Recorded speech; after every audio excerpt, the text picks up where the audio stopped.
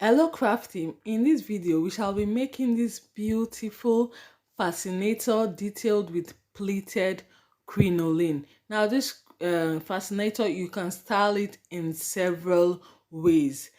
If you're new here, you're highly welcome. If you're a returning subscriber, thank you for coming back. I am Ibiwari. Sit back and watch the process. Let's get crafting.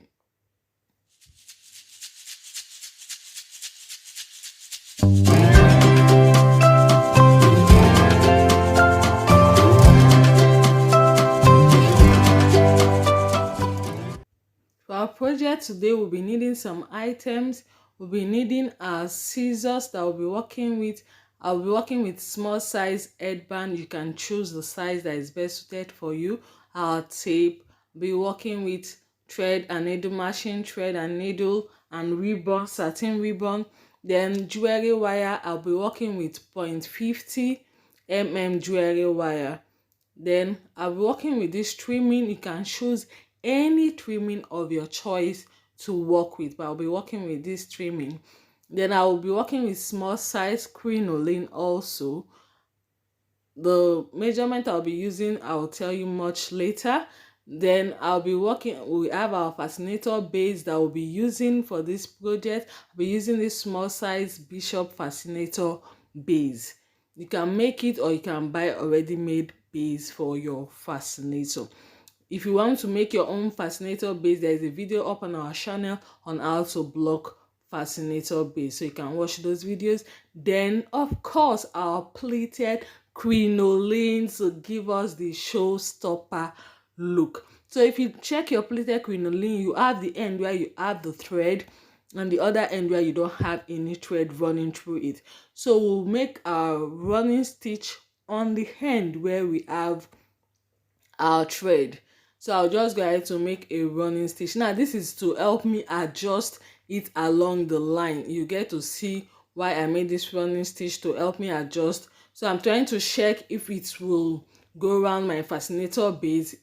It didn't go around, so see me adjusting. That is why I did that running stitch, to make it easier for me to just manipulate and adjust and get the perfect size for my fascinator base. So I'll measure it again. Once it goes around my fascinator base, all I'll do is to attach the crinoline to my fascinator base using needle and thread. So I'll just go ahead. I used 1 yard of pleated crinoline. If you want your design to be more elaborate, you can use a longer length of your pleated crinoline. For this project, I used 1 yard. You can go up, that is 36 inches. You can go above if you want that. So now my measurement will fit exactly the base of my fascinator. So I'll just go ahead and attach it to my fascinator base. First of all, I made a knot on my pleated crinoline at the edge to just give my needle a base to start with. So this is me making the knot to give my needle a base to start with, so I can start attaching. Now attaching my pleated crinoline to my fascinator base, I did it close to the edge. I'll just do it round the edge through the circumference of my base. Now the way I'm attaching my pleated crinoline to my base, you will not see my thread outside of my base to keep my work neat. See, watch closely. I'm putting it like where I brought my needle from, directly back there, or close enough. I'll put my needle back in, so you're not seeing visible thread. Then when it comes to the inside, you now give some about half an inch distance and bring your needle back out, so that way you keep moving along the line. So you see the thread on the inside, but you're not seeing any visible thread on the outside. This way your fascinator base, at the end when you're done with your fascinator, it comes out neat without thread running over your fascinator. So that is the trick in attaching things to your fascinator base. So that is, I'll just give a little distance, go outside. But on the outside, I put my thread back in close enough so you're not seeing thread on the outside, close enough to ensure that my work outside is neat. We all want neat work. You don't want to put in all the effort and your work is not neat. No, no, no, that's not what we want here.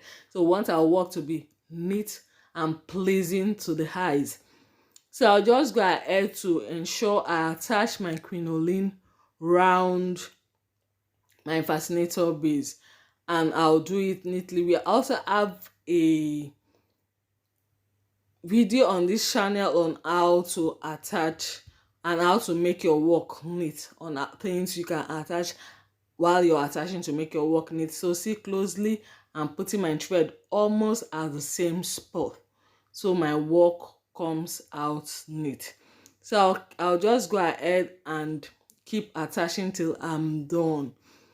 If you're here to subscribe on our channel, hit the subscribe button and the notification bell so you'll be the first to be notified when new video drops. So I'll keep doing this and I'm done attaching. So after attaching my pleated crinoline, I'll go ahead to attach my headbands to my fascinator.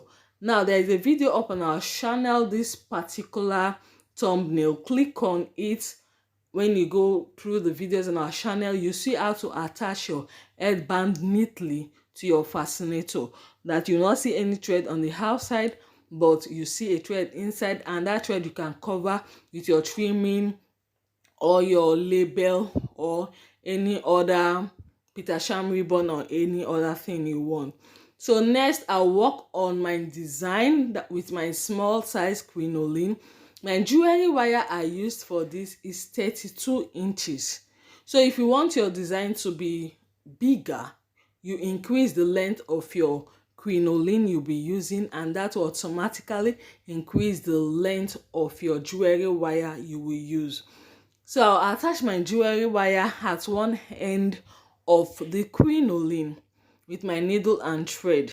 Attaching my jewelry wire to my crinoline is to ensure it stays in place, so it holds up firmly, it doesn't move. So that is why I'm using needle and thread to attach it first.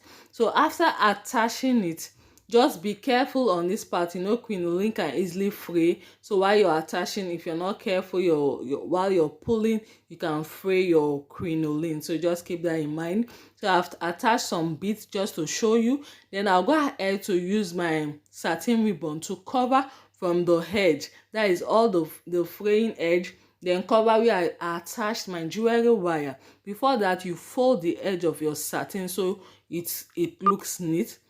Then you go ahead and attach it from the fraying end.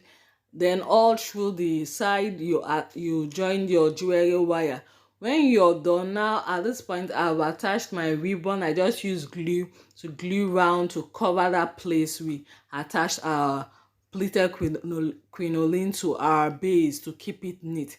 So now for my small size crinoline, with your jewelry wire, you can manipulate it anyhow you want to get different forms out of your crinoline. That is the beauty of using jewelry wire. So this, you can play with any design and see what you come up with. But for me, I'll just go ahead to give it little pleats. Then when I see that when I like what I see, I'll go ahead to use needle and thread to sew it down so it keeps its shape.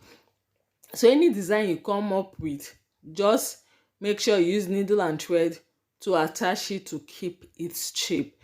That is all for this, because you can get any form out of your crinoline when you attach jewelry wire to it. Just give it a try, play around with it and see what you come up with. So this is what I came up with. I really like it. I like it. It goes with the style of the fascinator I'm making. So you can choose any other style if you want. So this is me using my needle and thread to make sure I keep it in place, to the design I have achieved in place. If you've watched up to this point and you've not joined the craft team, What are you waiting for? Click on that notification bell now to join, and the subscribe button to join the craft team, and turn on notifications so you'll be the first to be notified when new video drops. So this is me, I've attached it, and this is our final look. So just tell me which is your favorite in the comment section. Thank you for watching. Whatever you think you can create, be creative, and bye.